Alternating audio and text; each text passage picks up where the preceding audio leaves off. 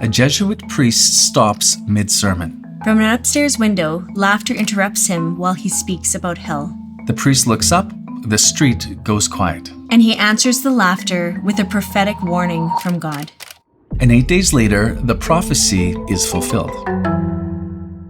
Welcome to episode 1 of Lent Daily, where we're sharing stories from Catholic tradition marked by sign and wonder of God that call us to conversion. Today's story confronts the realities of death, judgment, and eternity. These things sometimes we forget. And before we get there, if you don't want to miss any of our future episodes, you can get them in your inbox by joining us at lentdaily.com. Naples, Italy. The year is 1707. A Jesuit priest preaches in the open air. St. Francis of Jerome. He is known for warning sinners plainly. Near the street lives a woman named Catherine. When she hears a sermon on hell, she answers with laughter, mockery meant to interrupt the preaching. The priest looks up and speaks directly to her. Beware, my daughter, of resisting grace. Before 8 days, God will punish you. She does not ask what he means. She does not fall silent. She answers his warning by choosing to drown it out. The 8 days pass, and Catherine, well, she does nothing. When St. Francis of Jerome returns to the street, he looks toward Catherine's house. The window is shut. The house is silent. People in the crowd explain why. Catherine is dead. She died suddenly, only hours before. The priest listens. He does not hesitate and answers them. Then let her tell us what she has gained by laughing at hell.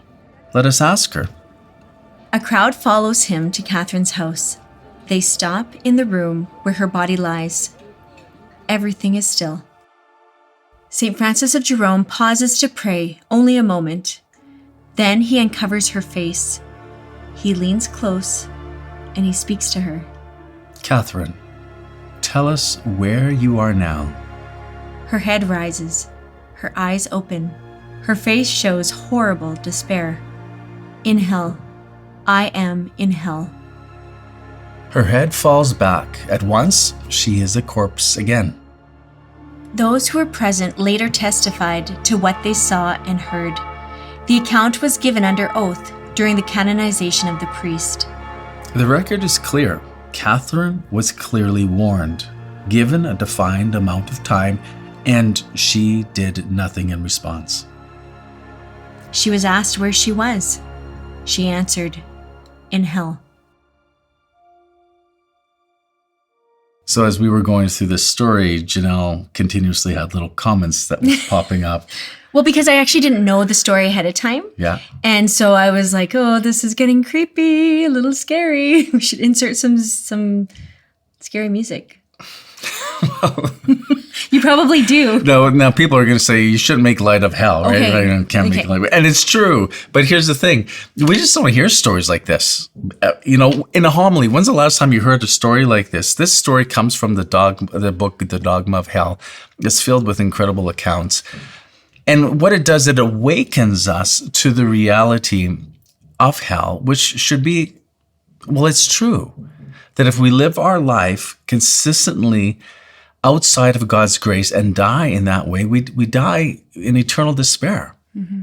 Now, I know some people say, oh, you shouldn't scare people. You shouldn't tell these stories. We've moved on in the modern church now. We talk more about God's love and his mercy, and that's what we need to focus on. Hey, it's Ash Wednesday. It's good to look at the reality of hell. So St. Alphonsus has some words for us, for those of us who think maybe there is no value in meditating upon such things.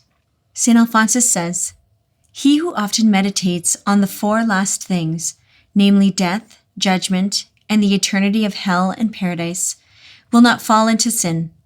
But these truths are not seen with the eye of the body. The soul only perceives them. If they are not meditated on, they vanish from the mind, and then the pleasures of the senses present themselves, and those who do not keep before themselves the eternal truths are easily taken up by them. And this is the reason why so many abandon themselves to vice and are damned. So St. Alphonsus is reminding us of the usefulness of meditating upon these last things. And today we remind ourselves of the reality of hell. Again, why is this useful? Because he says that if we do not meditate on these things, they vanish from our minds. And it's not like they just vanish from our minds and nothing replaces it. It's like our mind is sort of like a vacuum. Something else will fill that spot. And what will fill that spot? Earthly things. And then it'll direct our decisions and our living. Mm-hmm. So Lent is an opportunity to refocus on the eternal things. Each one of us is going to die.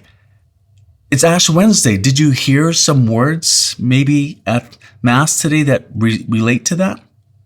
It is most useful for our salvation to say often to ourselves, I must one day die. The Church every year on Ash Wednesday brings this remembrance to the faithful. Remember, man, that thou art dust, and into dust shall thou return. So these meditations that we offer you through Lent are not meant to scare you, but to inspire you, to turn from sin and surrender yourself unto the love of God. Today is Ash Wednesday. We are reminded that from dust we came and to dust we shall return. Mm-hmm. And in that moment, we will be judged. Either it will be heaven or hell for all eternity. Share with us below what stood out to you and why. And if you don't want to miss a future episode and you want to get the rest of them in your inbox, head over to lentdaily.com. Thank you for watching, and we will see you tomorrow.